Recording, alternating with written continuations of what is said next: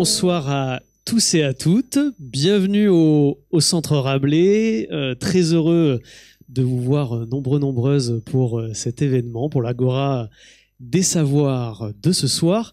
Je vais commencer par quelques remerciements, puisque effectivement on a la chance ce soir d'avoir la traduction simultanée en langue des signes avec Desel, qui va donc assurer la lourde tâche de traduire les termes qui sont des fois quand même un petit peu compliqués, on va pas se le cacher, de la terminologie ethno-écologique et écologique. On a aussi la chance d'avoir la post-production, la captation vidéo et sonore avec FlexiProd, donc merci à Antoine, et toutes les personnes bien sûr qui ont participé à l'organisation de cette belle soirée. Merci à la ville et à la métropole de Montpellier bien sûr pour l'organisation de l'Agora des Savoirs.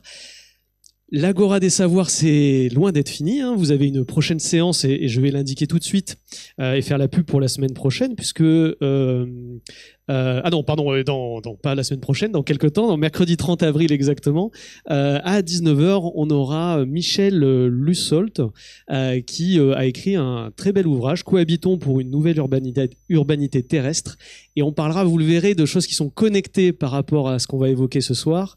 C'est la cohabitation avec les non-humains, les autres êtres vivants qui nous entourent, mésanges bleus, lierres, etc., etc. Mais ce soir, nous allons parler d'une grande question. Qu'est-ce qu'une espèce ? Alors la question peut sembler simple, presque scolaire. En biologie, l'espèce, c'est une unité de mesure très importante qui permet d'échanger entre collègues scientifiques, de mener des programmes de recherche. Cependant, cette unité, on va le voir, elle est difficile à définir. Est-ce que c'est une même forme ? Est-ce qu'on peut dire que deux individus qui se ressemblent font partie de la même espèce ? Mais alors là, que fait-on de la variation à l'intérieur d'une même espèce ? Si on parle par exemple de certaines espèces d'oiseaux, et je pense que vous en connaissez tous et toutes, entre le mâle et la femelle, les variations sont extrêmement importantes. On a aussi des convergences de formes entre des espèces différentes, donc ça veut dire des espèces différentes qui se ressemblent. Donc la forme, décidément, c'est peut-être pas forcément le bon calcul. Après, on peut avoir le critère d'interfécondité, deux individus se reproduisant et dont la descendance et fertile font partie de la même espèce. Mais si on regarde de plus près, et c'est ce qu'on va faire ce soir, cette définition vacille. Et ce flou, il n'est pas seulement du côté de la biologie, mais il est également du côté des cultures humaines de manière générale. On n'est pas les seuls à catégoriser le vivant, loin de là, les scientifiques. En ethnoécologie, les classifications populaires du vivant ne recoupent pas toujours celles des biologistes, loin de là. Ce qu'un peuple appelle, entre guillemets, espèce, peut reposer sur des critères d'usage, de symbolisme, de relations tissées au fil du temps, au fil des générations. Ainsi, finalement, penser l'espèce, c'est aussi interroger notre manière de découper le vivant entre regard scientifique, perception humaine, histoire de liens que l'on tisse avec notre monde. Meredith Ruth-Bernstein nous propose cette plongée dans cette notion d'espèce et plus particulièrement donc son relation avec les êtres vivants dans son dernier livre, donc Qu'est-ce qu'une espèce, aux éditions Humaine Science, qui est sorti tout récemment en janvier. Pour présenter rapidement Meredith Ruth-Bernstein, elle est chercheuse au CNRS, en poste au Muséum national d'histoire naturelle à Paris. Ses recherches portent sur l'écologie de la dégradation et de la restauration, le réensauvagement, l'ethnographie des relations homme-environnement et les connaissances écologiques locales. Après une deuxième maîtrise en conservation et un doctorat en écologie, elle a entamé une série de post-doc en travaillant avec des géographes, des anthropologues, et elle travaille depuis de nombreuses années dans le centre du Chili, où elle a cofondé, on en reparlera, l'ONG Kintu, pour soutenir un projet de réintroduction de guanaco comme forme de restauration naturelle. Vous connaissez les guanacos ? Qui connaît les guanacos ?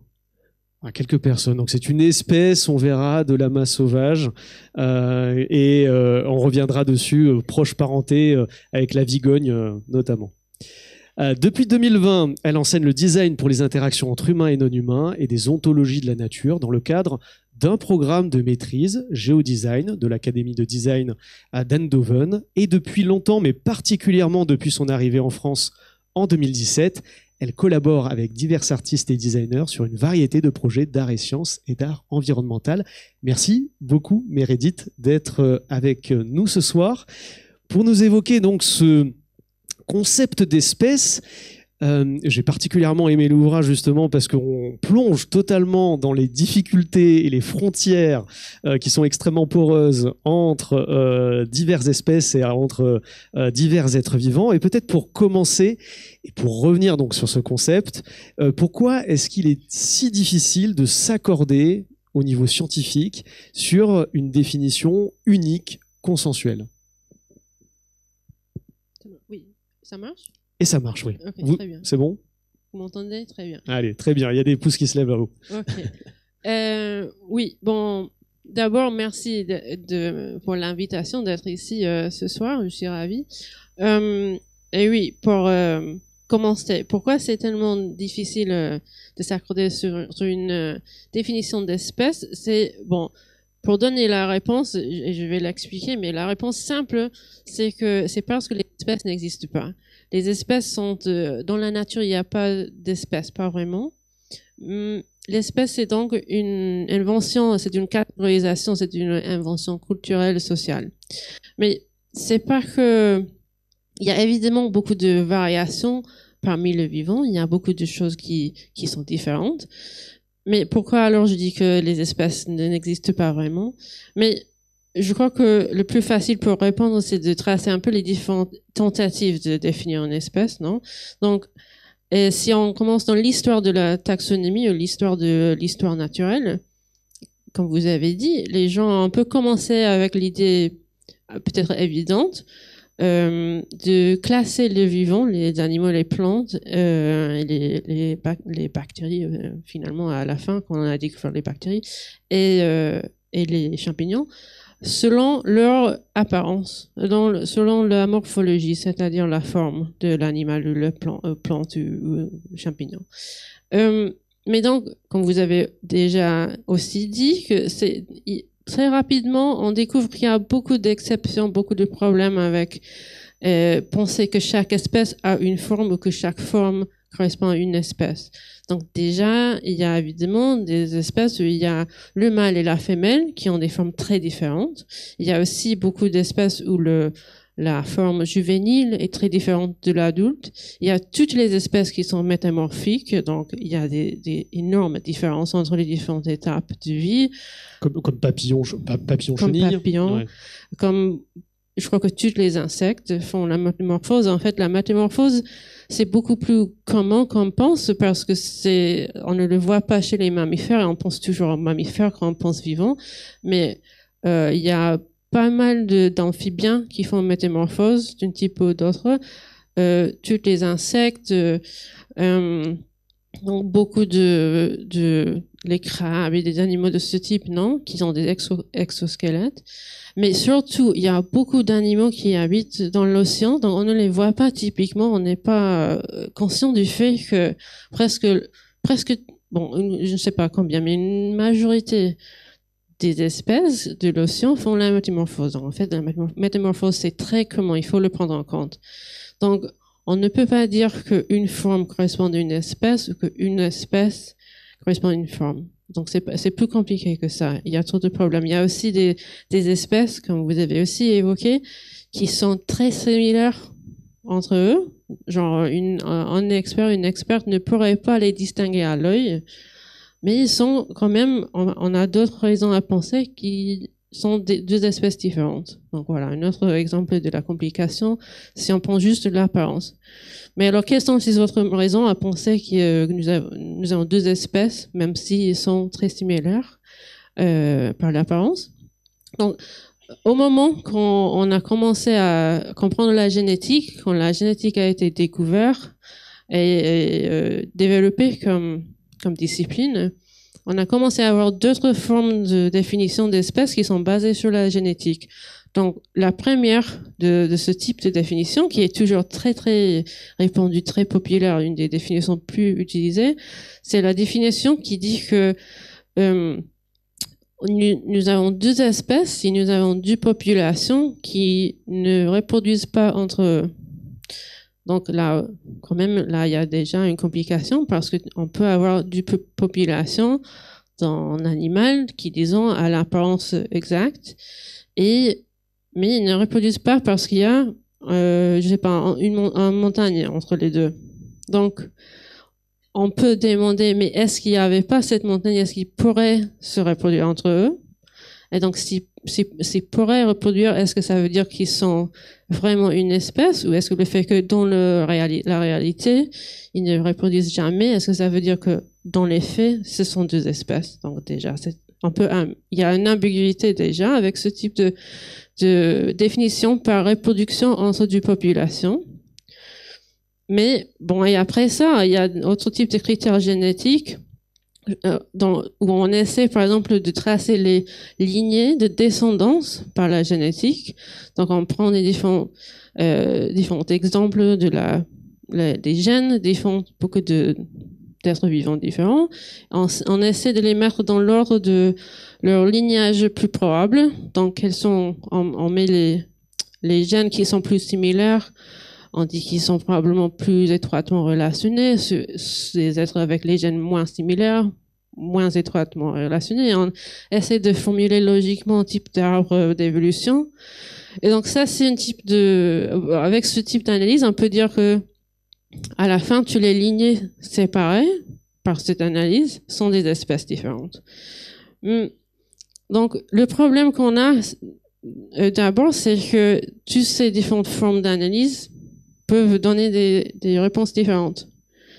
Donc, ils peuvent avoir des cas où l'analyse par lignée, par descendance génétique, suggère que nous avons deux espèces différentes, pendant que, en termes de leur reproduction entre populations, on voit qu'il y a des reproductions entre les deux populations.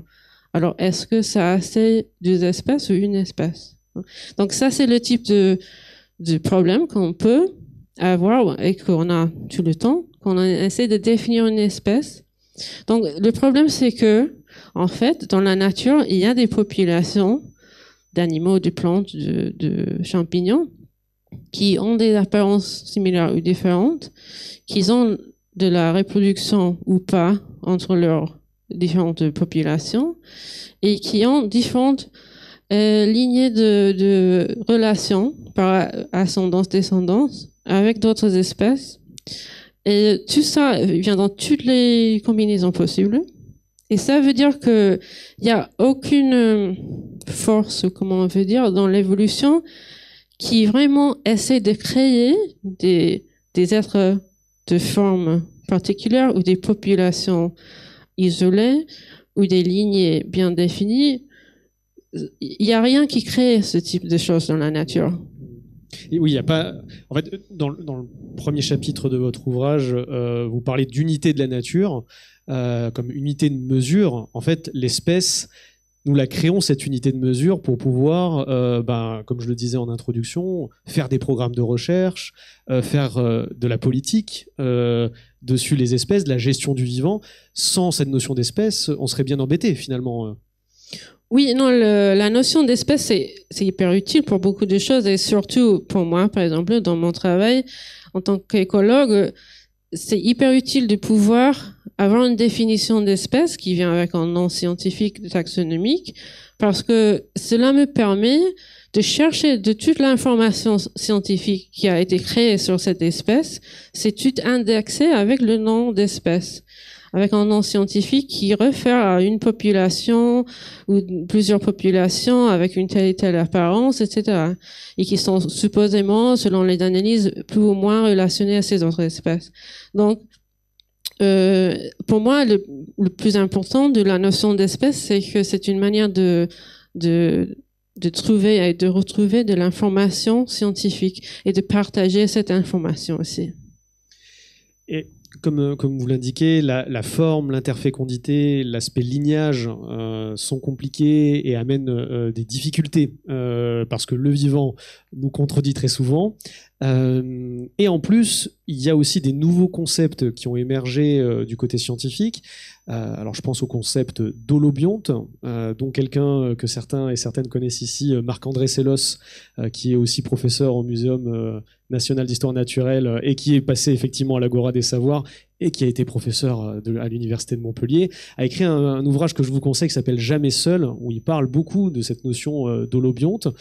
Est-ce qu'on peut revenir dessus? Parce qu'effectivement, alors là, ce concept d'holobionte, et d'ailleurs il est assez fracassant dans votre ouvrage, ça brouille totalement la frontière que l'on peut faire entre des espèces très différentes. Oui, j'aime bien le concept d'holobionte. C'est l'idée, en gros, l'idée c'est que chaque être vivant est un habitat pour des autres êtres vivants. Donc, les êtres macroscopiques, grands comme nous avons beaucoup d'êtres très petits, microscopiques, peuvent avoir une cellule, des bactéries, etc., qui habitent dans nous et sur nous. Nous avons aussi nous pouvons avoir différents types de parasites qui sont plus grands, mais qui habitent dans nous ou sur nous.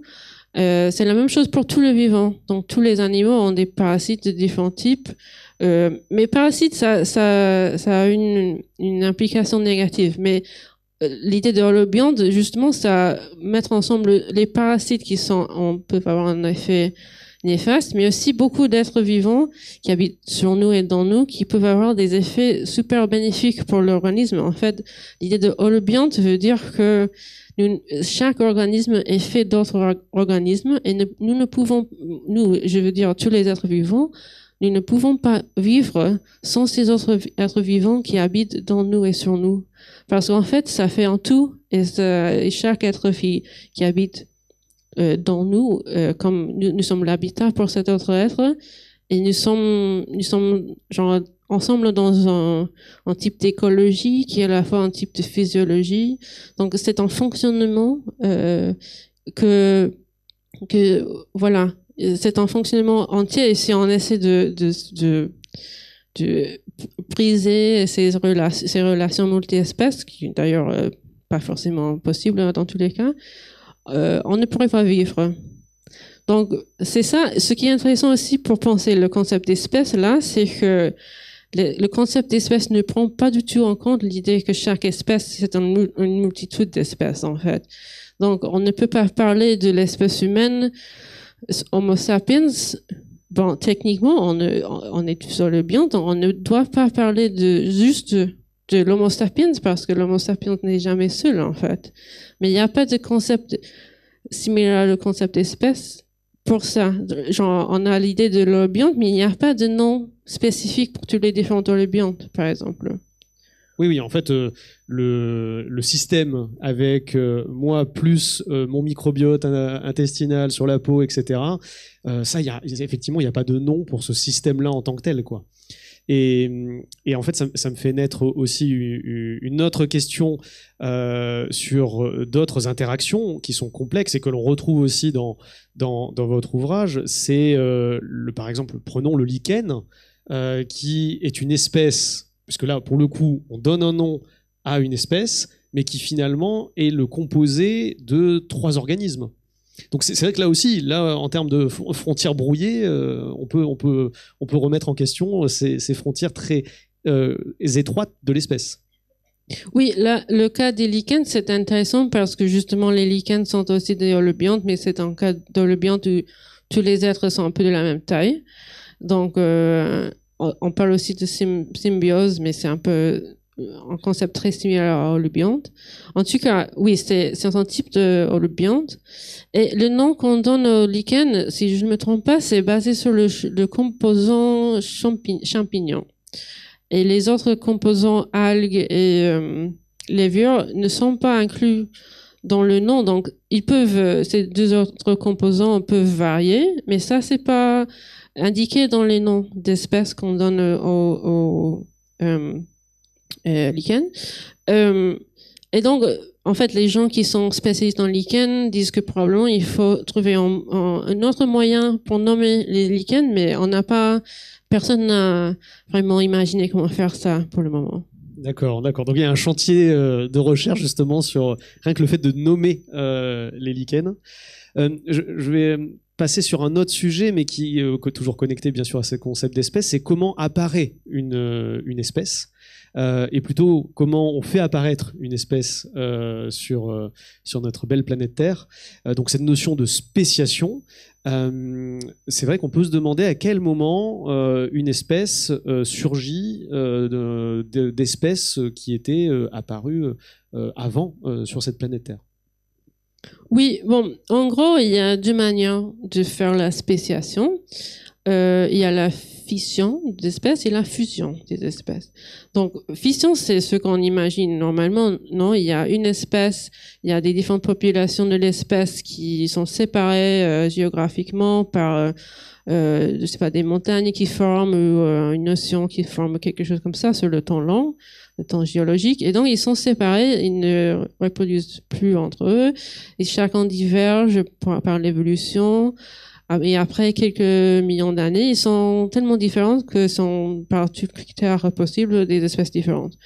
Donc ça, c'est le scénario typique de spéciation, de comment une espèce devient plus d'une espèce. Mais un autre scénario on a découvert ça plus récemment et c'est hyper intéressant, c'est que la fusion d'espèces peut former des nouvelles espèces. Donc là, je parle de l'hybridation. Donc, en fait, on a longtemps pensé que l'hybridation produit que des animaux ou des plantes stériles qui ne reproduisent pas. Et donc, ça n'amène à rien. Mais en fait, plus récemment, dans les 10 années avant maintenant, on a plus ou moins commencé à comprendre que non, qu'il y a beaucoup de cas, surtout dans les plantes, mais aussi, on comprend de plus en plus que ça passe aussi avec les animaux, que l'hybridation des espèces peut former une troisième espèce, qui est l'hybride. Parce que c'est pas toujours stérile et parce qu'il y a aussi beaucoup de phénomènes où, par exemple, c'est pas juste une pure hybride de espèces A et B, mais on peut avoir espèces A et B et l'hybride C, disons, mais C peut aussi reproduire avec A et avec B, et on peut avoir dans toutes les combinaisons possibles. Et avec toutes les combinaisons, on arrive à avoir des choses qui ne sont pas purement A ni purement B. Ils sont des C, il y a des choses toutes les possibilités intermédiaires peuvent émerger. Donc à la fin, ça peut ils peuvent avoir des lignées de A et B ailleurs qui restent comme ils sont. Mais dans cette zone d'hybridation, on peut avoir beaucoup de possibilités d'émergence de différentes lignées qui vont devenir des espèces différentes. Mais ça veut dire qu'après, il y a plus de reproduction avec, par exemple, C qui ne se reproduit plus du tout avec A ou B, et donc il se maintient juste dans sa forme C. Ou est-ce que ces A, B et C peuvent tout le temps se reproduire, mais on les considère comme trois espèces différentes? Oui, mais là, ça devient compliqué parce que tout à fait, C peut continuer à reproduire avec les autres C et ça peut devenir une lignée de C, mais aussi C peut continuer à reproduire aussi avec A ou avec B. Donc, on peut avoir des hybrides avec l'hybride, donc c'est double hybridation de certaines manières. Donc, et aussi, il y a des trucs plus compliqués dans la génétique. Il y a certains segments des gènes qui sont passés et d'autres qui ne sont pas passés. Donc, on peut avoir un animal ou une plante qui est partiellement hybridisé ou partiellement hybridé. Et puis, voilà, il y a beaucoup de différentes formes de mélange. Et certains de ces mélanges peuvent être très adaptés à une certaine condition de l'environnement ou comme ça et deviennent des espèces comme ça. Donc, en fait, c'est hyper compliqué. Mais c'est ça, c'est un sujet de recherche actuel que je trouve très intéressant. Donc on a parlé de la forme, interfécondité, lignage. On n'a pas parlé forcément des comportements que peuvent avoir deux espèces différentes et qui sont pas forcément que des comportements de type proie-prédateur ou parasitisme. Dans votre ouvrage, alors je vais me permettre de lire un petit extrait parce que Je trouve que cet extrait, il illustre bien la question que je vais poser juste après. Alors, c'est une tortue. Meredith nous parle d'une tortue sillonnée appelée Crouton, négligée par ses propriétaires et qui se retrouve dans un refuge animal et qui rencontre un groupe de chiots dogs de Bordeaux. Cette tortue, Crouton, a commencé à se mettre au milieu d'eux, probablement attirée au début par leur chaleur, même si elle avait sa propre couverture électrique où elle pouvait se chauffer tranquillement. Avec le temps, elle s'est liée à un chiot en particulier, Guppy, et tous deux se blottissaient l'un contre l'autre, restant amis pour la vie. Et je voudrais bien, parce que ça s'appelle Amis animaux, cette partie, je voudrais bien revenir sur cette... Alors là, pareil, qui brouille encore un peu plus les frontières, cette fois-ci, du comportement. On a l'impression qu'au sein d'une espèce, on peut avoir des comportements affectifs, attractifs, qui sont, entre guillemets, normaux. Par contre, dès qu'on passe sur le rang de l'espèce, deux espèces différentes, là, ça paraît effectivement assez étrange de se dire qu'il peut y avoir des relations amicales entre une tortue et un chiot. Donc, revenons sur cette notion d'amitié. Qu'est-ce qu'on appelle amitié chez, justement, des animaux non humains? Oui, mais avant de définir amitié, je ne sais pas si on peut le définir, mais je veux dire que la raison pour laquelle je m'intéresse à la question de l'amitié entre animaux, ou oui, je crois pas qu'il y a amitié entre plantes, on peut en parler, c'est plus compliqué, mais c'est parce que si je propose que dans la nature il n'y a pas d'espèces parce qu'ils ne sont pas produits par la nature, par l'évolution, c'est purement une classification culturelle. Alors si ça c'est vrai, on doit voir que les espèces même ne reconnaissent pas les espèces. Non, parce que si les espèces sont une construction culturelle, alors est-ce que les espèces reconnaissent d'autres espèces? Non, c'est ça la question que je voulais poser.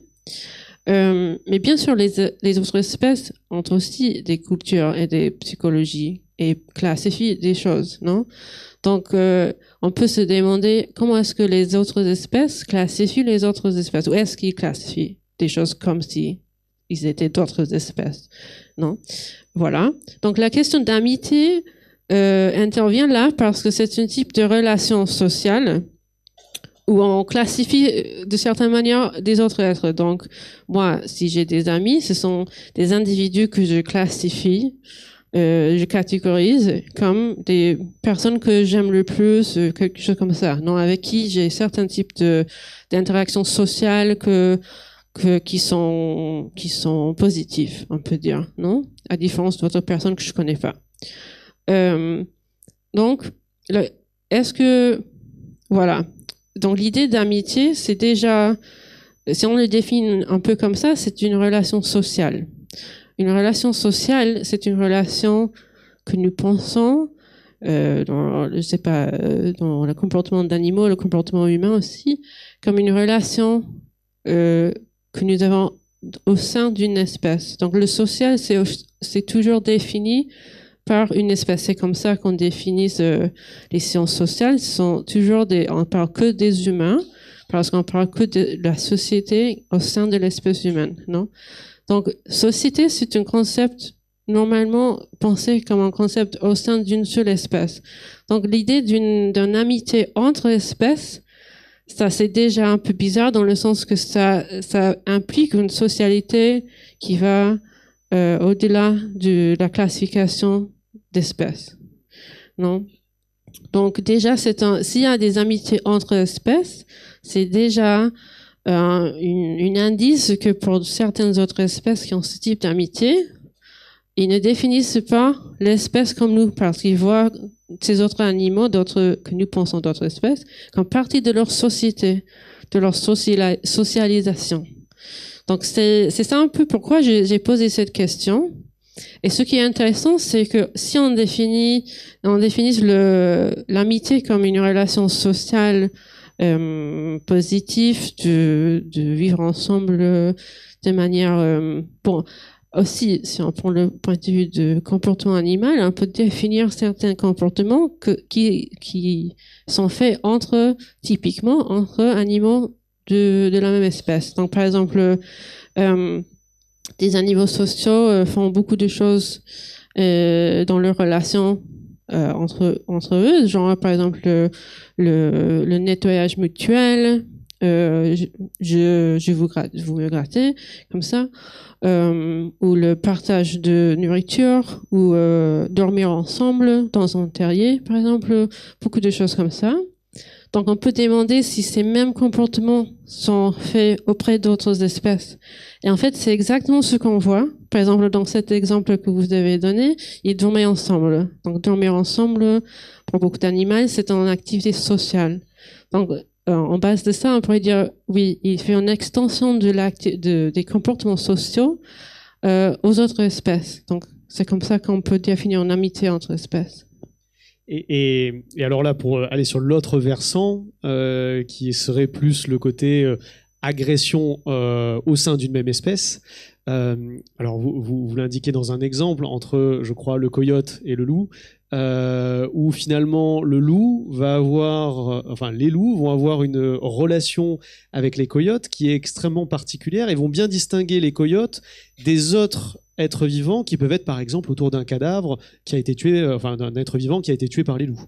Et ça c'est vrai que c'est aussi très intéressant de voir l'autre face de la pièce qui est vraiment les comportements d'amitié au sein d'une même espèce qui brouillent les frontières, puisque là on parle entre plusieurs espèces, et les comportements d'agression, de domination, etc., que l'on peut retrouver par exemple entre le coyote et le loup. Oui, tout à fait. Donc, dans cet exemple des animaux qui sont autour d'un cadavre d'un bison, par exemple, qui a été tué par les loups, donc on voit différentes formes de violence, on pourrait dire violence pour les décrire tous. Donc, il y a le fait que le loup tue le bison pour le manger. Donc, ça, c'est un type de relation, on peut dire écologique. C'est une relation de manger. Et donc ça, c'est un type de violence, on peut dire. L'autre type de violence qui n'est pas, entre guillemets, écologique, c'est plutôt social. C'est la violence de domination, comme vous avez dit, de domination de qui est le dominant, qui a le droit de s'approcher à la carcasse, de le manger premier et second, troisième et tout ça. Donc, chez les loups, il y a une hiérarchie de dominance et donc ils font comme ça entre eux. Mais ce qui est intéressant, c'est que les loups peuvent aussi faire l'extension de cette hiérarchie sociale aux coyotes. Mais pas à tous les coyotes, mais à certains coyotes. Donc, il y a certains coyotes qui traitent comme n'importe quel animal et donc ils ont une relation plutôt écologique. Dans ce cas, ils ne mangent pas typiquement les coyotes, donc ils vont juste ne rien faire avec. Mais ils peuvent aussi, pour les coyotes qui connaissent mieux, qui sont genre les coyotes locaux, qui habitent là avec eux, dans le même territoire, ils peuvent avoir une relation sociale de dominance. Et donc c'est très intéressant aussi à voir, constater que ces relations peuvent être soit écologiques, soit sociales, et que le loup a le choix de comment il va traiter le coyote en fait. Donc c'est vrai que là on parle beaucoup donc du biologique, de l'écologique, mais il y a quand même toute une grande partie de votre ouvrage qui est sur l'ethnoécologie, donc véritablement le fait de voir d'autres taxonomies, d'autres catégorisations du vivant et du non-vivant chez d'autres peuples, dans d'autres cultures. Et c'est là où on voit quelque chose qui est extrêmement intéressant, c'est que finalement catégoriser le vivant, d'autres des animaux non humains le font, les scientifiques le font, et puis tous les peuples catégorisent le vivant. À un moment donné, il faut bien pouvoir communiquer, aller se nourrir, se soigner, etc. C'est ça, hein, trouver des catégories qui rassemblent certains êtres vivants. Oui, justement. Donc, si on parle dans une pensée évolutionnaire, on parle tous les animaux, tous les êtres vivants, même peut-être de certaine manière les plantes, ça c'est plus compliqué à comprendre, mais certainement, tous les animaux font des catégories. Ils catégorisent le vivant dans, par exemple, les choses qu'ils mangent, les êtres amis, les êtres ennemis, au moins, non? Bon, il y a des animaux qui ne sont pas sociaux, donc il y a juste ce qu'on mange et tout le reste. Mais en tout cas, il y a des catégories et quand on arrive à l'animal qui est l'humain, nous avons aussi évidemment des catégories comme tous les autres animaux, Mais ce qui est intéressant chez l'humain, évidemment, c'est qu'il y a tellement d'activités culturelles. Ce qui est culturel chez l'humain est extrêmement bien développé et extrêmement divers, non? Donc, ce qu'on voit, c'est justement tous les peuples humains du monde actuel et historique, selon ce qu'on peut comprendre, ont toujours eu des différentes catégorisations de vivants. Et ce qui est intéressant là, c'est qu'ils sont tous à certains niveaux similaires. Donc, à niveau de reconnaître ce que nous appelons en taxonomie scientifique une espèce ou un genre, parce que, bon, en taxonomie, nous avons les premiers deux niveaux, non, c'est genre et espèce. Donc, on parle de Homo sapiens, Homo c'est le genre et sapiens c'est l'espèce. Non? Donc, si on parle de genre, qui sont des êtres très similaires, très liés par l'évolution, ou les espèces comme unité, donc à ce niveau, la catégorisation des êtres vivants est très similaire pour toutes les cultures. Il y a des différences évidemment, mais c'est à peu près la même chose. Et donc ça, c'est déjà un constat intéressant, que je crois que ça veut dire quelque chose sur le fait que nous partageons tous une même psychologie, en fait. Comment est-ce qu'on perçoit le monde? C'est très similaire entre cultures. Et après, il y a quand même un certain nombre de différences qui sont liées aux histoires locales, aux relations avec ces espèces. On parlait, pour préparer l'événement, on parlait justement des noms vernaculaires et un peu de... Alors, je sais pas si on peut dire exception française, mais en tout cas que le fait est qu'en France, les noms scientifiques sont... les noms vernaculaires, pardon, souvent des traductions littérales des noms scientifiques, même s'il existe effectivement très largement d'autres noms occitans par exemple pour désigner les catégories du vivant qui nous entoure. Mais souvent c'est vrai que les noms que l'on a historiquement sont liés à des relations d'usage spirituel, symbolique de ces êtres vivants-là. Ce que l'on retrouve, c'est vraiment, en fait, dans le nom d'une espèce, on retrouve toute l'histoire de nous les humains avec cette espèce-là.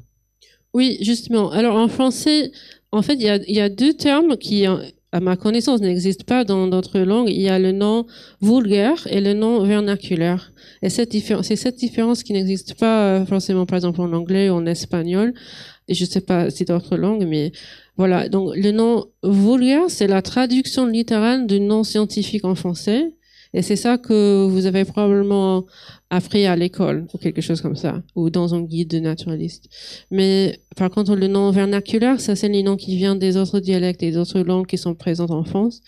Et je trouve super intéressant, oui, exactement comme le fait que une espèce peut avoir plusieurs noms. Je trouve ça très important, en fait, de garder cette multiplicité de noms des espèces où ça existe, parce que chaque nom fait référence à différents types de relations qu'on peut avoir avec cette espèce. Donc, le nom scientifique en latin et grec, ça fait référence à, voilà, comme j'ai dit, toutes les connaissances scientifiques qu'on a sur cette espèce, et ça fonctionne comme un indice pour trouver ces connaissances. Et ça, c'est hyper utile. Mais ça peut aussi servir comme, si on utilise ce type de nom dans la conversation normale, ça peut donner, je ne sais pas, une impression qu'on est super éduqué ou quelque chose comme ça, je sais pas, selon le contexte social. Le statut social plus élevé. Ouais, dépendant du contexte. En Chili, on fait un peu comme ça, parfois j'ai vu. Faire le choix d'utiliser le nom vernaculaire versus le nom vulgaire, ça peut revenir à un choix de faire référence à un certain héritage culturel ou à une certaine relation dans des pays où il y a des personnes indigènes. Si on utilise le nom indigène d'une espèce, ça fait référence à une indigénéité. Bon, ils peuvent avoir des références culturelles, politiques, etc. Qu'on fait à chaque fois qu'on choisit le nom à utiliser. Et je trouve que cela est super intéressant et riche. Et j'aime bien. Et qu'est-ce que je voulais dire de plus? Ah oui, bon, la grande différence qu'on trouve, plus que le fait que les noms peuvent être différents, les plus grandes différences entre cultures en termes de comment est-ce qu'on classifie le vivant, c'est pas, comme j'ai dit, c'est pas niveau les catégories les plus petites, les espèces ou les genres, mais c'est plutôt comment est-ce qu'on classifie dans les classifications plus générales. Comment est-ce qu'on remet ensemble les différents groupes de choses qui sont similaires, non? Alors, dans taxonomie scientifique, ce qu'on essaie de faire avec toute la hiérarchie taxonomique, c'est expliquer les relations évolutionnaires, mais c'est pas du tout ce type de relation qu'on veut expliquer ou dont on veut parler dans les autres cultures, évidemment. Donc, on parle d'autres types de relations, justement, quand on dit que, par exemple, je ne sais pas, les fougères sont une groupe à part et tous les autres plantes sont une autre groupe. Donc, il y a, par exemple, des cultures, des peuples qui n'ont pas de concept plante.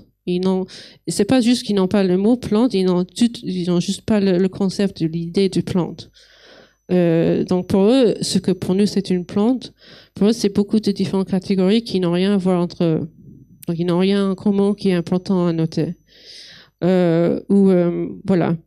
Donc c'est à ce niveau de catégorisation en groupe de êtres vivants qui ont quelque chose en commun entre eux, qu'on voit beaucoup de diversité qui est vraiment super intéressant, et parfois on voit, je sais pas, une catégorie qui a un certain nom, qui met ensemble, je sais pas, ce qui pour nous semble être 5 espèces qui n'ont rien à voir entre elles. Et on se dit, mais pourquoi il y a une catégorie pour ça?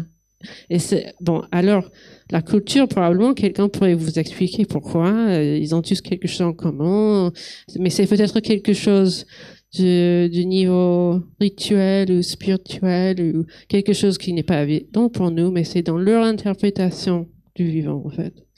Et d'ailleurs, pour continuer sur cet aspect spirituel, rituel, il n'y a pas que des êtres vivants, je dirais, visibles, qui font partie aussi de ces taxonomies, enfin de certaines taxonomies, puisqu'on a aussi les esprits, les ancêtres, les morts, qui font partie aussi des taxonomies que vous citez. C'est-à-dire, finalement, on a les êtres visibles et tout ce qui est invisible, non tangible, qui rentre dans le cadre de taxonomie qui existe pour certains peuples. Oui, mais voilà, c'est tout à fait vrai, et ça c'est très intéressant aussi. Voir en quelle catégorie on trouve ces êtres qui sont des esprits, des êtres de notre type de matérialité, ou je sais pas quoi. Est-ce qu'ils sont dans les mêmes catégories avec les autres vivants? Est-ce qu'ils ont leur catégorie à eux? Mais c'est aussi important à noter que c'est pas juste les autres peuples ou les peuples indigènes ou comme ça, qui ont ce type d'êtres vivants qui ne sont pas physiques, qui sont plus que physiques ou moins que physiques, mais qui ne sont pas physiques. Nous aussi, je veux dire les Européens, avant, et toutes les cultures d'héritage européen, ont aussi ce type d'êtres. Il y a au moins 2 types différents. Il y a les êtres imaginaires comme les unicornes, non? Mais ça, il y a aussi des anges. Donc, il faut penser que, originellement, dans l'époque médiévale, d'où viennent nos idées, beaucoup de nos idées sur le vivant, toujours, l'idée du vivant, c'était la scala nature et la grande échelle de la nature. Ça vient d'Aristote, enfin.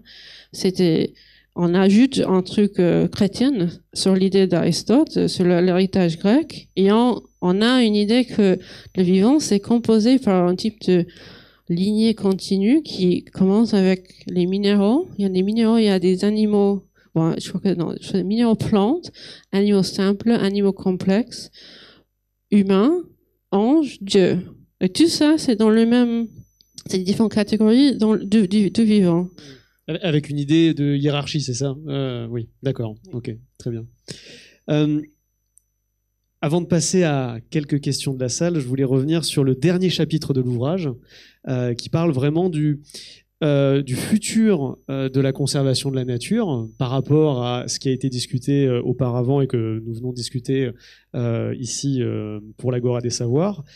Et notamment, je voudrais revenir sur un point qui a déjà été un peu évoqué, c'est la notion d'hybride. Parce que c'est vrai que de manière générale et assez classiquement dans la conservation de la nature, conserver des lignées entre guillemets pures génétiquement, c'est un objectif de dire il faut surtout pas qu'il y ait hybridité. Or, dans votre ouvrage, vous défendez le fait que d'avoir des hybrides dans la conservation de la nature, c'est loin d'être négatif en soi. Est-ce qu'on peut revenir peut-être dessus le fait que pourquoi c'est loin d'être négatif d'avoir des hybrides dans des programmes de conservation de la nature? Oui, bon, mais ça revient de la recherche que j'ai décrite un peu avant sur le fait que une des sources de spéciation peut être la fusion d'espèces, donc l'hybridation d'espèces. Et même si on ne crée pas une nouvelle espèce, une espèce qui est complètement indépendante, on peut avoir des passages de gènes entre espèces, non? Sans qu'ils deviennent d'autres espèces complètement, mais on parle beaucoup maintenant sur le fait qu'il y a beaucoup d'exemples qu'on a trouvés où deux espèces qui restent à la fin, deux espèces distinctes, mais ils ont quand même échangé beaucoup de gènes, et que cet échange de gènes, donc quand on prend beaucoup de gènes, on les met dans un autre génome, donc ils sont dans un autre contexte, ça veut dire qu'ils sont régulés différemment, ils sont mis en activation différemment. Et ça peut créer, beaucoup d'exemples, que ça peut créer des adaptations qui sont utiles et qui sont des sources, qui sont des sources de créativité génétique. Je crois qu'on utilise un terme un peu comme ça maintenant. Donc, la création de nouvelles adaptations, et c'est justement la création de nouvelles adaptations dont le vivant a besoin maintenant avec le changement climatique et les autres problématiques, les autres pressions que le monde subit maintenant. Donc, nous avons besoin de plus de capacité à réagir, plus de créativité, plus de flexibilité. Donc, maintenant, il y a beaucoup de discussions à savoir s'il y a des conditions particulières qu'on peut réparer où l'hybridation crée plutôt des adaptations qui peuvent être utiles, ou s'il y a des autres conditions où c'est plutôt il y a des problèmes de stérilité, il y a des problèmes ça crée des nouvelles caractéristiques qui ne sont pas adaptées. Donc c'est tout à fait possible qu'on peut avoir tous les résultats possibles, des résultats positifs ou des résultats négatifs. Mais maintenant, on a bien reconnu qu'ils peuvent avoir des résultats positifs d'hybridation en termes de cette création de nouvelles adaptations.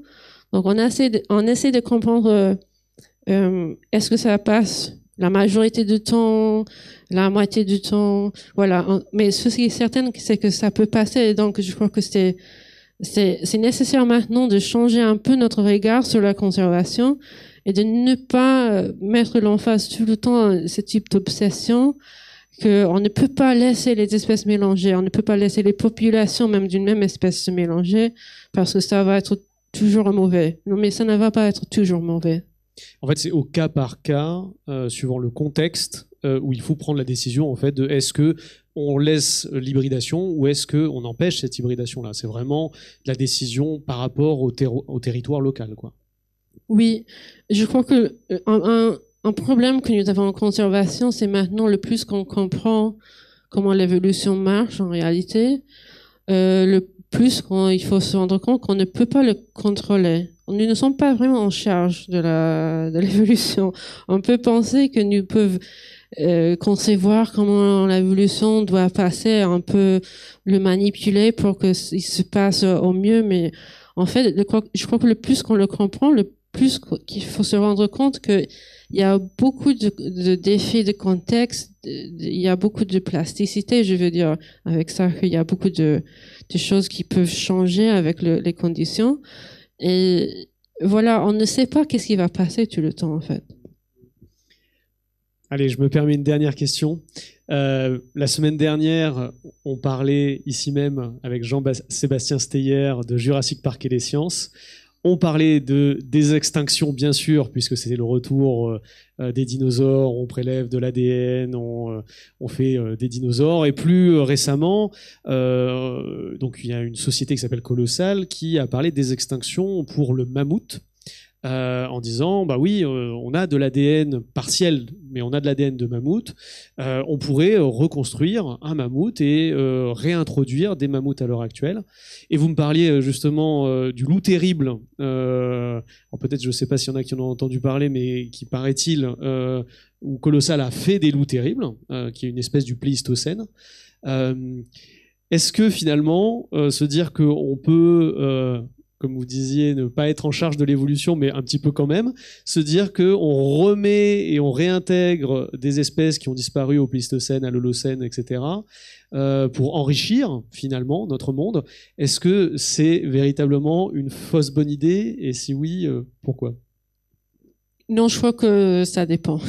Je crois que ça dépend de qu'est-ce que c'est exactement qu'on est en train de réintroduire. Par exemple, dans le cas le loup terrible là, ce qu'ils ont fait, c'est qu'ils ont pris des loups gris, normal, et ils ont modifié vraiment pas beaucoup de gènes, je crois que pas plus d'une quinzaine de gènes.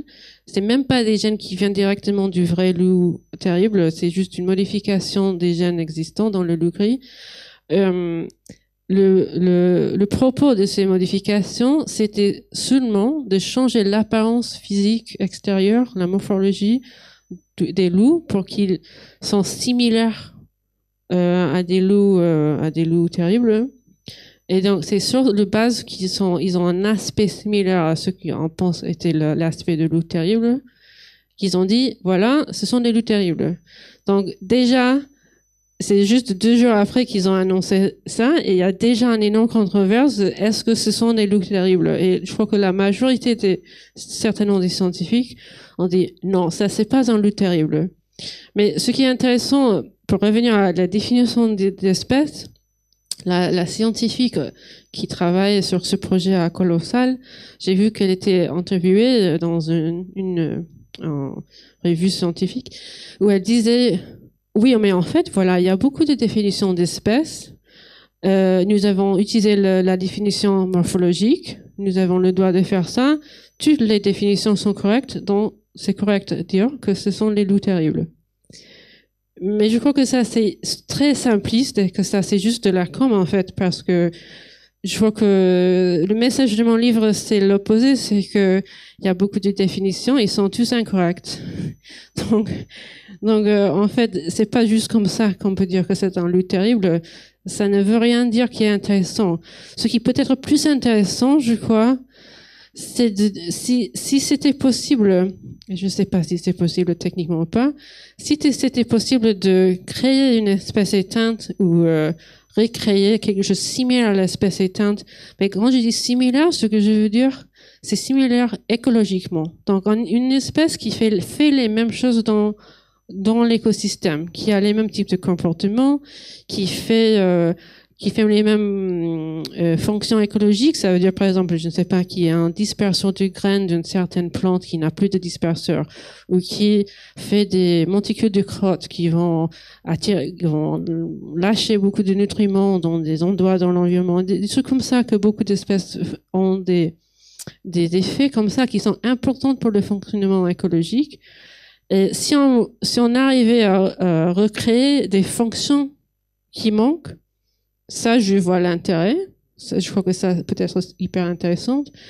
Parce que c'est justement le fonctionnement des écosystèmes qui se perd, qui est menacé, qui ne marche plus très bien. Par la disparition des espèces qui assurent des fonctions dans ces écosystèmes. Oui, en fait, bon, du point de vue du fonctionnement écosystémique, on s'en fout de l'identité de l'espèce. S'il y a une espèce qui fait la fonction est accomplie. Donc voilà. Donc, de ce point de vue, en tout cas, je dirais que c'est pas très important l'identité d'espèce qui fait la fonction, c'est la fonction. Ouais. Très bien. Alors j'ai encore pas mal de questions à vous poser, Meredith, mais je crois que on va passer aux questions de la salle et peut-être juste avant quand même vous remercier. Merci beaucoup, Meredith, déjà pour cette première partie. On peut l'applaudir, s'il vous plaît. Merci. Merci à vous.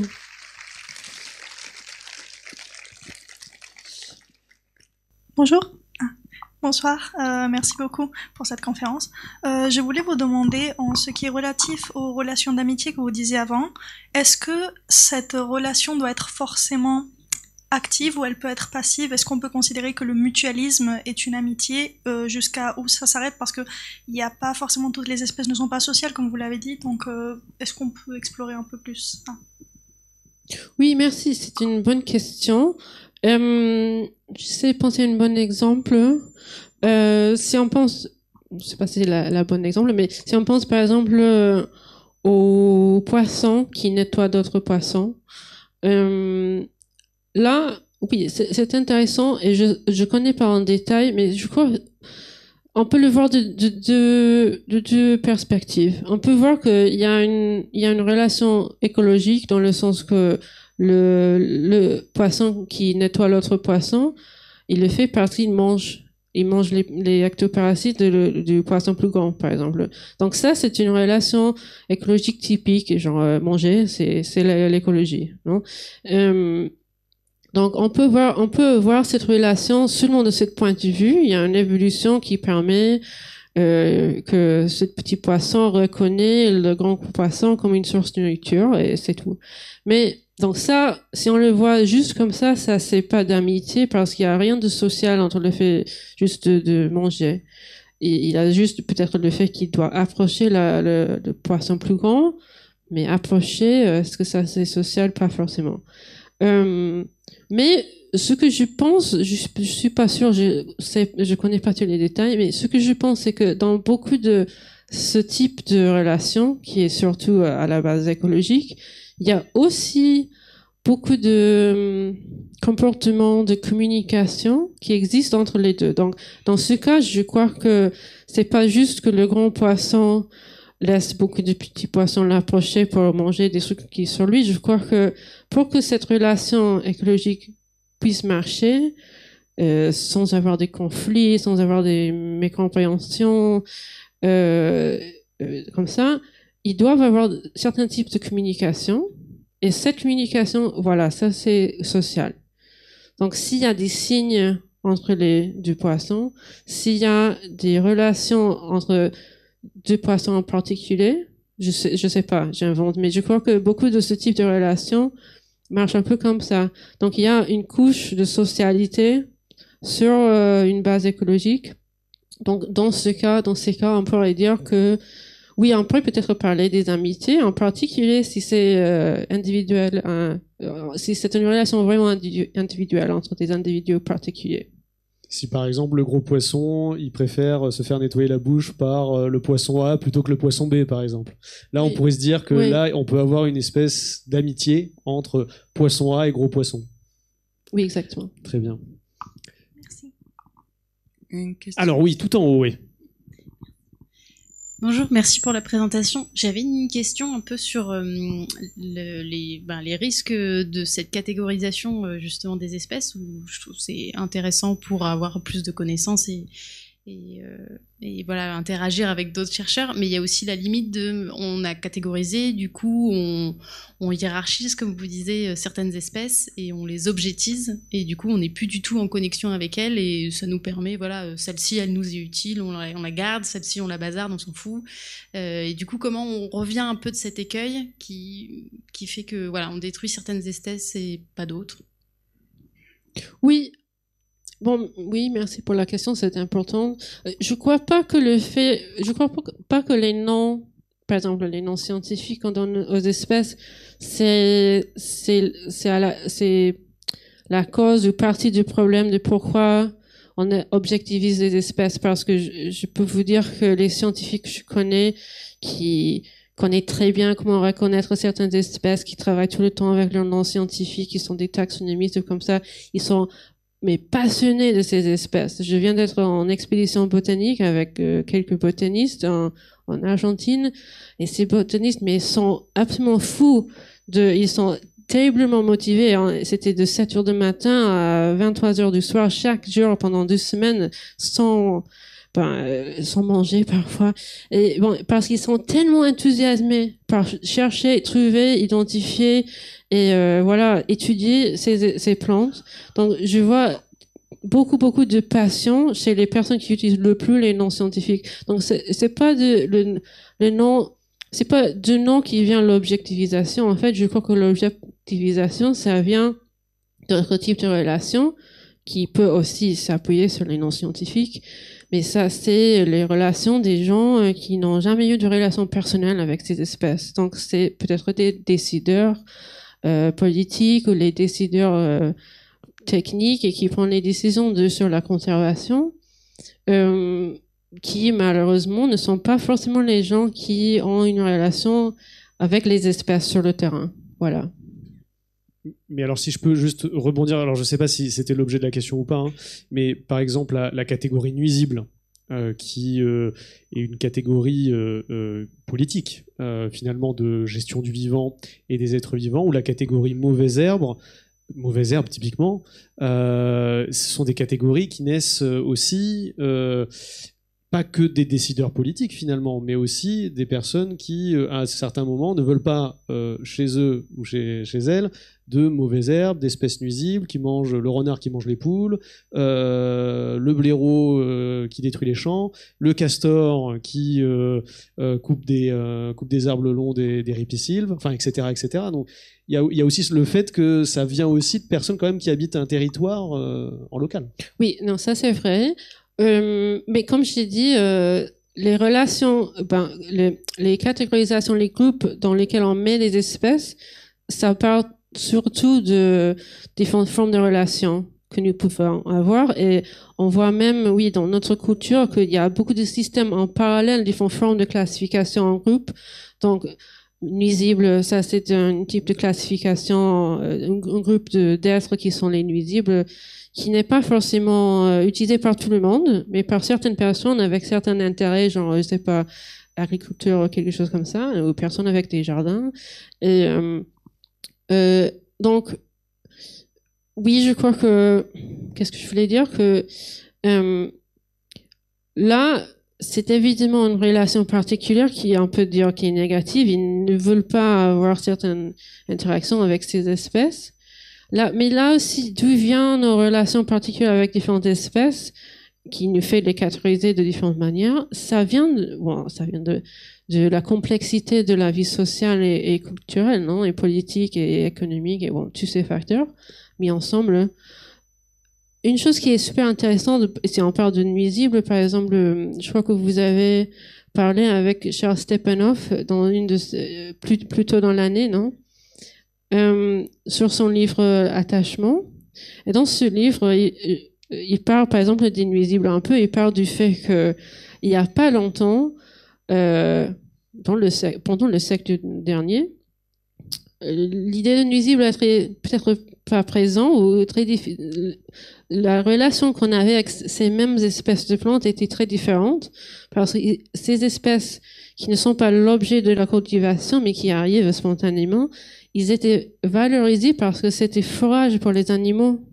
Donc, selon lui, selon son livre, un champ sans ce qu'on dit maintenant nuisible était sans valeur parce que les animaux ne pouvaient pas manger. Il y avait que des choses à manger pour les humains et pas pour les animaux domestiques.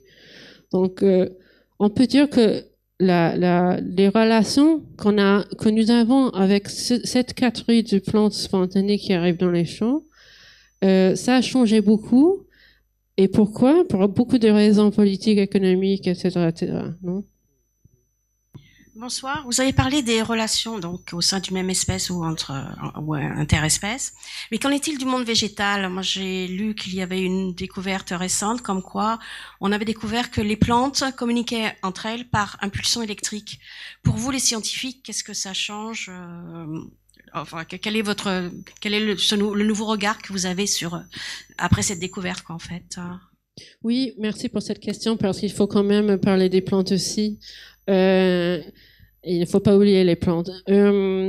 Oui, donc il y a beaucoup de recherches faites plutôt récemment sur le fait que les plantes, de différentes manières, peuvent communiquer entre elles, soit entre la même espèce, soit entre différentes espèces. Il semble que ces différentes formes de communication sont très souvent entre différentes espèces, donc sans distinction. J'ai pas voulu parler beaucoup j'ai voulu parler des plantes, mais en fait, j'ai pas voulu aller en détail sur ça dans le livre parce que j'ai l'impression qu'on ne le comprend pas suffisamment maintenant pour vraiment faire le même type d'analyse. Quelles sont les différentes relations? Comment est-ce qu'une plante catégorise les autres plantes avec qui il interagit ou les bactéries, par exemple? Je crois qu'il y a beaucoup plus de recherches qu'il faut faire avant qu'on puisse faire cette analyse, ce résumé, on peut dire, sa synthèse. Mais ce que je crois qu'on pourrait dire, qui est très basique, mais semble être le cas pour les plantes en tout cas, c'est que ils font peut-être qu'ils font une seule distinction, c'est la distinction entre moi et le non-moi, tout ce qui n'est pas moi. Et donc, comme moi, je fais la lecture de certaines de ces recherches, c'est possible, mais c'est une hypothèse, je ne suis pas sûre, que les plantes communiquent beaucoup avec les autres espèces de plantes parce qu'ils ne distinguent pas du tout. Même, c'est pas seulement qu'ils ne distinguent pas d'autres espèces, ils ne distinguent pas d'autres individus. Genre, il y a moi, il y a des autres choses avec qui je communique qui sont aussi moi. Et puis, il y a d'autres choses avec qui je communique pas et c'est pas moi. Donc, je pense que ce qui peut expliquer certaines de ces phénomènes, c'est que les plantes, en fait, ils reconnaissent eux-mêmes leur propre corps. Le corps est très mobile, non? Il pousse dans toutes les directions. Il n'y a pas de plan originel, donc ils peuvent avoir beaucoup de formes différentes. Donc, la plante n'a pas forcément la manière de savoir si une racine touche une autre racine. Est-ce que ça c'est mon corps? Est-ce que c'est la cour de quelqu'un d'autre? En même temps, c'est plus compliqué parce que beaucoup de plantes font la reproduction végétative. Donc, est-ce que mon enfant que j'ai fait de mon corps juste là, est-ce que ça c'est moi ou pas moi? En tout cas, c'est ambigu. Donc, je crois que pour la plante, c'est très difficile à savoir si deux racines se touchent. Est-ce que ça c'est qui? Non? Donc, pour la plante, je crois qu'en beaucoup de cas, le plus simple, la solution, c'est juste de dire, si je peux communiquer, ça c'est moi. Voilà. Bonsoir. Merci pour votre intervention déjà. Et donc on a vu qu'il y avait un flou autour de la notion d'espèce, mais qu'est-ce qu'il en est du coup des sous-espèces puisque avec la domestication par exemple du loup, mais en général il y a plein de sous-espèces dans la nature. Donc concrètement, qu'est-ce que c'est une sous-espèce? Oui, bonne question. Mais c'est le même problème à une autre échelle. Donc on fait la hiérarchisation de catégorisation, on va en descendre, mais c'est exactement les mêmes problèmes. Donc, on ne peut pas définir une seule espèce, on ne peut pas définir de la même manière qu'on ne peut pas définir une espèce. Là, on pourrait imaginer, je crois que je ne l'ai pas évoqué en fait, mais on pourrait imaginer qu'il y a un critère génétique pour une espèce, genre entre deux espèces, il doit y avoir une certaine quantité de différence génétique, par exemple. On pourrait penser la même chose entre deux sous-espèces, qu'ils sont différents parce qu'ils ont des différenciations génétiques.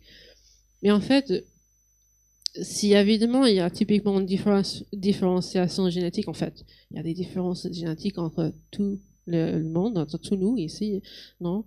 Mais en fait, il n'y a pas une quantité de différence particulière qu'on peut définir, qui est la différence entre deux espèces ou entre deux sous-espèces, entre deux populations, même entre deux individus.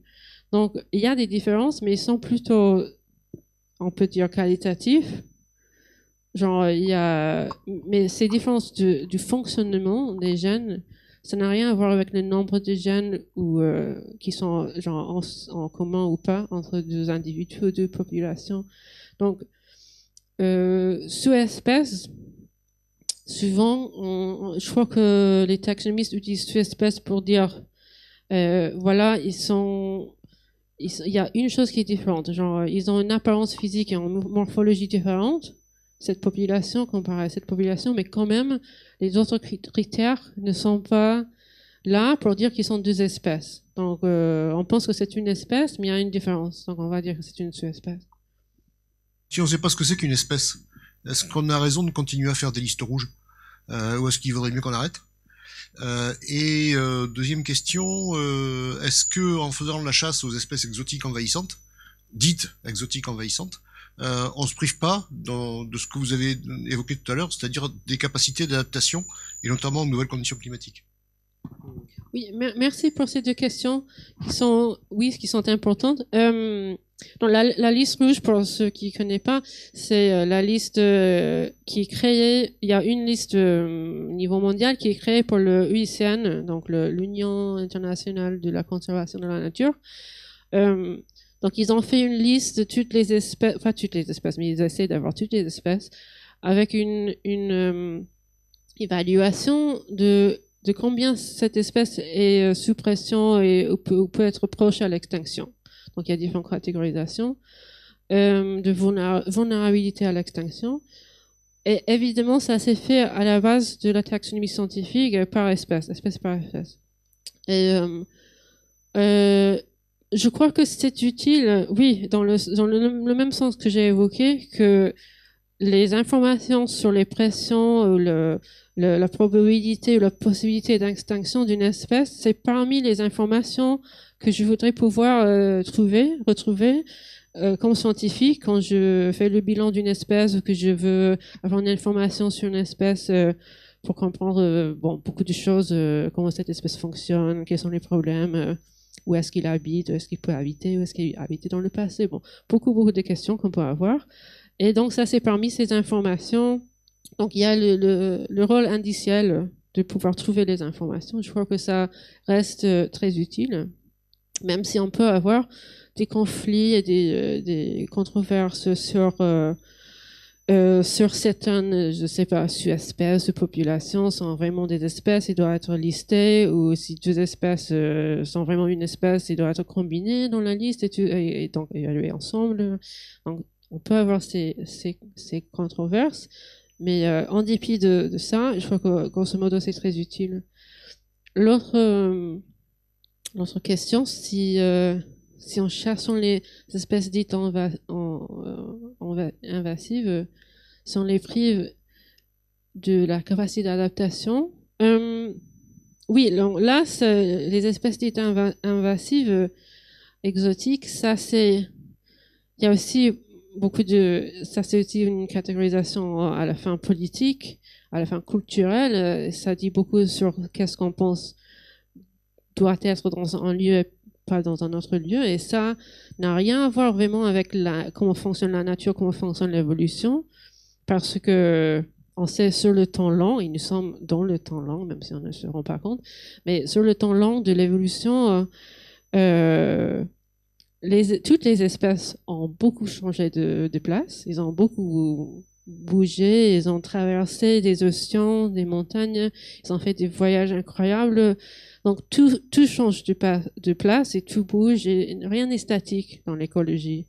Donc penser qu'il y a certaines espèces qui doivent être là et d'autres espèces qui doivent être là et ces espèces-là ne doivent jamais venir là, ça c'est un truc politique, quoi. Ça c'est un truc du contrôle de la construction de la nation-État et tout ça.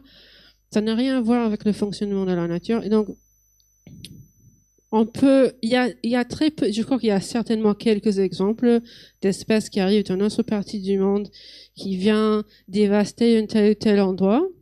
Et ça, c'est pas cool, on n'aime pas ça, mais quand même, c'est pas la grande majorité du cas. La grande majorité des espèces qui voyagent autour du monde ne font pas grand chose quand ils arrivent. Donc, en fait, je crois que le problème des espèces invasives, c'est très exagéré. Si on veut éliminer certaines, donc ça c'est juste dans de ces choix politiques, culturels, blabla, très compliqués je crois qu'on ne peut pas vraiment avoir un critère scientifique pour dire oui, il faut les éliminer ou non.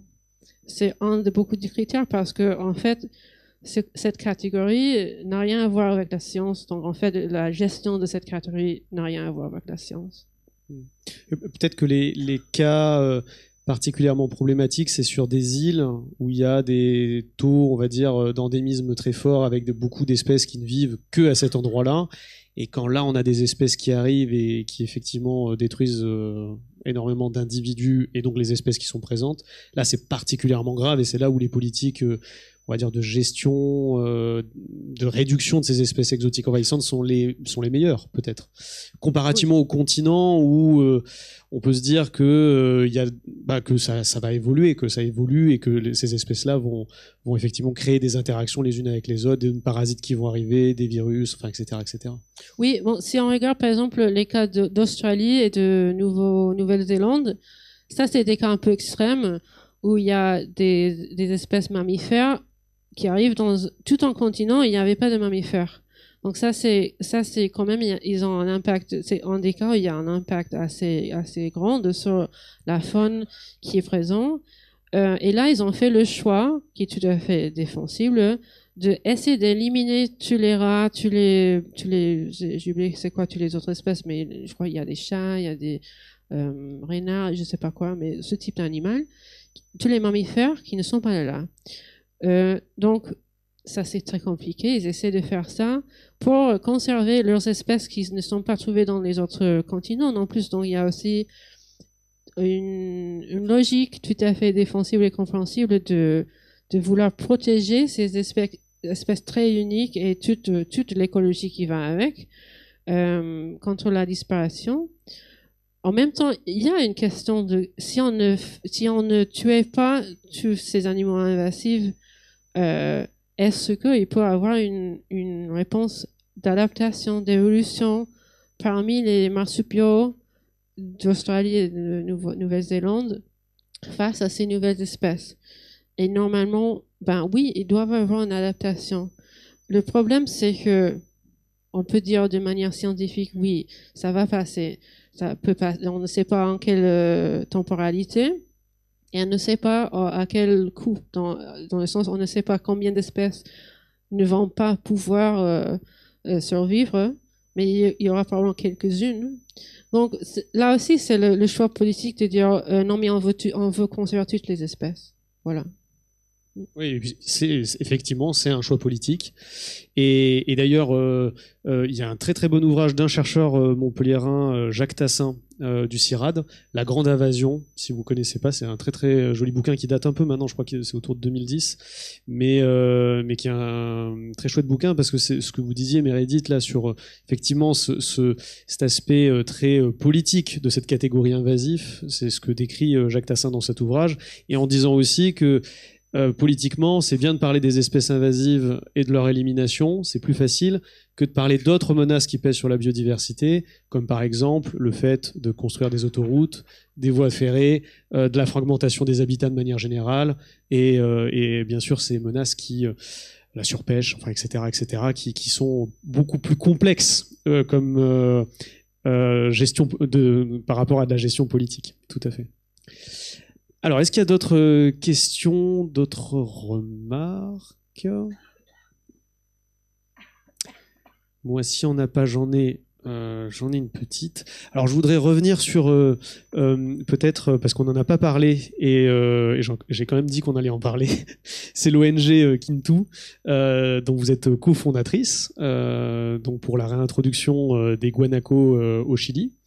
Peut-être revenir sur la problématique. Donc effectivement, c'est justement une question de fragmentation des populations et du fait que c'est des populations très très petites avec très peu d'individus, et qu'il y a un peu, vous le dites dans cet ouvrage, un conflit sur où il faut aller en termes de gestion entre une politique de réintroduction que vous défendez à travers l'ONG Kintu et des politiques qui disent non mais laissons faire. Passivement, ça va repeupler, les guanacos vont revenir. Et c'est vrai que c'est très intéressant de voir, nous, ça nous concerne aussi en France, ces politiques de réintroduction, leur intérêt sur le terrain. Oui, donc justement, le contexte, c'est que au Chili central, le Chili, c'est un pays très long entre l'océan Pacifique et les Andes. Et il y avait des guanacos dans toute la partie du sud, la cône sud de l'Amérique du Sud, donc ça inclut tout le Chili, originellement. Mais ils ont commencé à disparaître, à avoir les populations plus fragmentées à cause de la colonisation. Donc, ce processus de fragmentation et de réduction de population a commencé il y a plus ou moins 500 années. Et jusqu'à maintenant, où dans le centre du Chili où je travaille, il y a essentiellement plus de guanaco. Il y a quelques guanacos qui passent dans les très hautes ondes parfois, et comme il y a une très petite population hybridée avec des lamas dans une zone protégée, mais il y a vraiment pas beaucoup. Et donc, on a aussi perdu, culturellement, on a complètement perdu la mémoire que ces animaux étaient là. Donc, au début, quand je suis arrivée au Chili, il y a 15 ans, quand je parlais du guanaco avec les personnes, bon, d'abord, je savais pas, j'avais aucune idée qu'il y avait des guanacos, mais je l'ai découvert. Et quand je parlais des guanacos aux personnes normales, même avec certains scientifiques écologues, personne ne savait que le guanaco était originellement dans le Chili central. Donc, le mémoire de ça, c'est complètement perdu. Et on sait très peu de si cet animal, bon, comme le guanaco, que c'est le lama sauvage, comme vous avez dit, l'idée que nous avons des lamas, c'est peut-être des Andes, ils habitent dans les montagnes. Et du guanaco, qu'actuellement, le guanaco habite, il y a les populations plus grandes sont en Patagonie, donc dans les prairies et des montagnes. Donc on associe cette espèce et les espèces proches comme le lama avec d'autres paysages. Donc beaucoup de personnes, même des écologues scientifiques, m'ont dit mais le guanaco ne peut pas vivre dans cet habitat, ce type de paysage, parce qu'il y a des arbres, c'est boisé. C'est un type de système sylvopastoral. Donc il y a des arbres, il y a un type de bois avec des animaux domestiques dedans. Et beaucoup de gens ont dit, mais ça n'a rien à voir en guanaco avec ce paysage. Donc, on a aussi dû faire un type de récopilation d'informations, de chercher d'autres études. En Argentine, par exemple, il y a des guanacos qui habitent dans les forêts, etc. Et dire, mais oui, mais en fait, un guanaco, oui, il peut habiter, il y a des arbres, tout ça. Donc, il y avait déjà ça qu'il faut convaincre la communauté scientifique au Chili qu'il y a du sens à penser les guanacos dans cette zone. Tout le monde n'est toujours pas convaincu. Mais après, oui, la question c'est si on va, voilà, qu'est-ce qu'on va faire avec le fait qu'il y avait des guanacos ici dans le passé? Nous, comme Kintu, on pense que c'est intéressant penser à une réintroduction justement parce que dans ce paysage, ce qu'on a maintenant, c'est une forêt, un paysage avec différentes formes de forêt, en fait, différentes formations forestières, et qui est un peu vidé de ces animaux. On retrouve que du bétail maintenant, et très peu d'autres animaux en fait. Mais on pense que voilà, le guanaco aurait eu beaucoup de fonctions dans ce paysage intéressantes, une dispersion de graines, différentes plantes, d'arbres, et j'ai fait référence à des grands tas de fumier, de crottes. C'est un animal qui fait ça, donc ces grands tas de crottes peuvent être des pointes de régénération de certaines plantes et peuvent être des sources de nutriments. Ils vont créer un sol plus riche en nutriments. Ils vont attirer des insectes, des animaux qui mangent des insectes, etc. Donc ça peut être super intéressant comme effet écologique. Donc il y a certains effets comme ça qu'on pense que les guanacos, on sait qu'ils ont ces effets et on pense que dans ce contexte, ça pourrait avoir été important dans le passé et que réintroduire ces fonctions et ces effets écologiques pourrait contribuer à une restauration écologique du paysage. Et en fait, c'est un paysage que tout le monde au Chili pense qui est dégradé. Donc, il y a un argument qu'il faut faire quelque sorte de restauration. Donc, on dit que c'est comme ça qu'on peut faire une restauration vraiment très intéressante, avec pas mal d'autres formes de bénéfices aussi pour la société, parce que le guanaco, avant, quand c'était plus nombreux, on le mangeait. Maintenant, c'est illégal le chasse de guanaco. Mais s'il y avait plus, on pourrait le chasser légalement, on pourrait les manger, on pourrait utiliser sa laine c'est une laine très très fine, c'est la deuxième laine plus fine du monde. Donc c'est un produit de luxe en fait, qui est produit en Argentine et au Pérou ou Bolivie, Bolivie je crois. Et au Pérou, je sais pas, mais les autres pays andins en fait font une production de la laine du guanaco. À très petite échelle, mais ça existe. Donc, ça peut être aussi une bénéfice intéressante. Donc, on dit, regarde, il y a beaucoup de bénéfices écologiques, sociaux, économiques, blabla, pour faire ça. Donc, pourquoi on ne le fait pas? Il faut générer ces relations écologiques et sociales, et il faut faire ça parce que ça va aider à retisser des liens de beaucoup de différents types de liens entre les personnes qui habitent dans un paysage qu'ils voient comme dégradé et ce paysage remis en vie, quoi. Donc, c'est ça notre vision. Donc, il y a, comme vous avez évoqué, d'autres scientifiques spécialistes en Wanako, par exemple, qui disent que mais non, mais il y a trop de problèmes génétiques, on ne sait pas si on peut mélanger les gènes, on pense qu'il y a des adaptations spécifiques à des différentes entre les différentes populations, à leur lieu où on les trouve. Et ça, c'est une discussion, c'est un thème de recherche actuel. On ne sait pas. Mais en tout cas, ils sont vraiment en contre l'idée de faire des translocations, des réintroductions, de prendre des individus, une population ici et les mettre au Chili central. Mais en même temps, c'est pas eux qui sont en train d'étudier ces questions, c'est nous. Parce qu'eux, ils ont déjà décidé, ils sont juste en contre, ils veulent juste attendre que les animaux viennent spontanément au Chili central.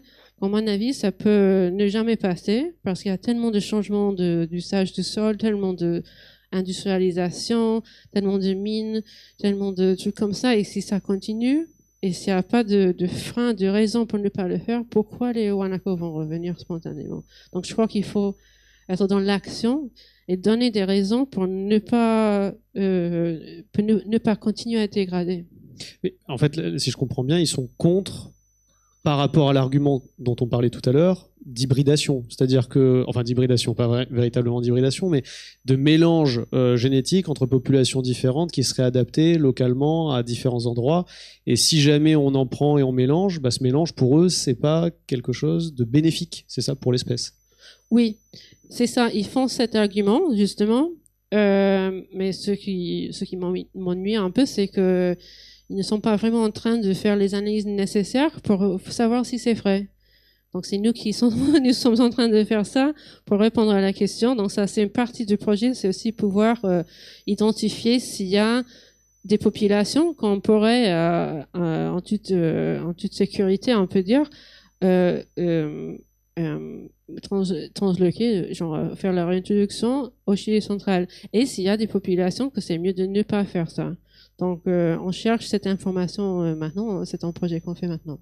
Et juste par rapport au fait de dire il y avait du guanaco avant dans ces zones-là, ça c'est tout un travail d'enquête sur le terrain auprès des populations locales, dans les archives.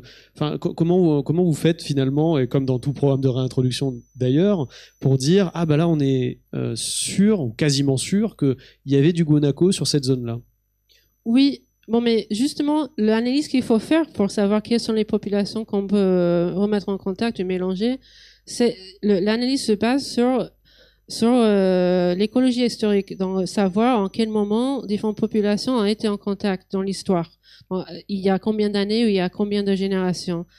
Avec cette information, on peut très facilement faire les analyses nécessaires. Donc, pour ça, justement pour savoir où est-ce qu'il y avait des Wanako et à quelle date, dans différents endroits du Chili central, on utilise beaucoup de sources différentes. Donc, il y a des sources qui sont les observations des naturalistes, des explorateurs. Si on va vraiment dans le passé, genre 1500 quelque chose, il y avait des explorateurs qui ont décrit ce qu'ils voyaient et qu'ils ont découvert pour eux le Wanako. Ils l'ont décrit, je crois qu'une des premières descriptions du Wanako en Amérique du Sud, c'est de 1553, quelque chose comme ça. Genre, après ça, il y a de plus en plus d'observations, donc on peut utiliser ces observations. Il y a aussi, on pense pouvoir utiliser des archives je sais pas comment ça s'appelle, mais la police qui est en charge de la chasse, non, qui contrôle si la chasse est faite correctement ou pas. Donc, avec ces archives, on pense pouvoir savoir où on chassait Wanako jusqu'à telle et telle date. Donc, ça va nous dire où il y avait des Wanako, effectivement. il y avait des entreprises qui faisaient des chaussures, par exemple, de Wanako, de pile de Wanako. Donc, on pense si on peut contacter quelqu'un qui sait quelque chose sur cette entreprise, d'où est-ce qu'ils achetaient leur peau de Wanako, où est-ce qu'ils étaient chassés, parce que c'était pas il n'y avait jamais élevage de Wanako, c'était des Wanako sauvages. Donc, il y a ce type d'information possiblement. Et aussi, c'est juste aller auprès des personnes qui habitent dans les zones rurales et faire des enquêtes, demander est-ce qu'il y avait des Wanako ici, est-ce qu'il y a des vieux qui passaient beaucoup de temps dans les montagnes avec les bétails ou normalement des personnes comme ça qui auraient vu des Wanako et quand c'était ça et combien de fois et tout ce type d'informations. Je croyais avoir compris votre propos jusqu'à ce qu'on arrive au Guanaco. Ah mince. Ça remet tout en cause. Bah, en tout cas, de ce que j'ai compris, ça un peu, parce que on parlait tout à l'heure des espèces dites invasives et on se disait, vous disiez, c'est une décision politique, c'est parce que c'est pas parce que elles n'y étaient pas avant qu'elles n'ont pas le droit d'y être maintenant. Mais est-ce que c'est pas la même démarche de dire c'est parce qu'il y a eu des guanacos qu'il faut qu'il y en ait dans l'avenir et qu'on en remette. Est-ce que c'est pas un peu du même ordre? S'il y en a plus, c'est parce que les conditions n'y sont plus. Et donc, du coup, je vois plus la cohérence. Oui, non, mais c'est une bonne question, merci. Alors, en fait, oui, notre argument scientifique, si vous voulez, c'est sur les fonctions. Comme j'ai dit antérieurement, l'argument plus intéressant du point de vue écologique, c'est pas l'identité de l'espèce en question, c'est quelles sont les fonctions.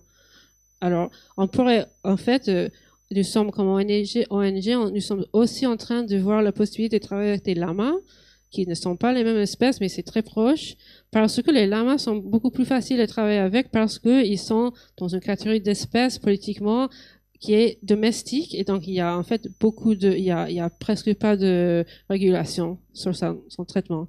Donc on pourrait travailler beaucoup plus facilement avec lama que Wanako. Donc maintenant on est en train de voir si ça va être en fait un angle à développer. Mais oui, vous avez tout à fait raison que les deux arguments sont en contradiction. Mais là, je répète que ça c'est possible parce que tous ces arguments sont culturels, politiques, économique, etc. Donc, si on utilise l'argument au Chili que un des arguments de pourquoi on veut remettre les Wanako, c'est parce qu'il y avait des Wanako, ça c'est parce que c'est un argument qui a du sens, parce qu'au Chili, on est très nationaliste, pas dans un sens mauvais, mais dans le sens qu'ils sont super fiers, ils sont chiliens, c'est un pays un peu comme une île qui est tout isolé, et voilà, ils ont un sens d'identité très forte. Donc dire qu'il y a des espèces qui appartiennent au Chili, ça résonne beaucoup avec eux. Mais la partie, il y avait peut-être je ne sais pas si c'était une mauvaise communication de ma part, mais là, quand on cherche à savoir où précisément il y avait des Wanako à différentes dates et en différents endroits, ça c'est pas pour faire l'argument que parce que c'était là, c'est pour ça qu'on va le remettre. C'est pour une analyse technique où on dit, ok, quels sont les risques de mélange génétique? Les risques de mélange génétique sont plus élevés, selon les études qui ont été faites par les généticiens, quand il y a plus de temps sans contact, et sont moins élevés qui ont moins de temps sans contact. Donc c'est une façon assez simple. En fait, il y a d'autres critères aussi là. Il y a un arbre décisionnel qu'on peut utiliser.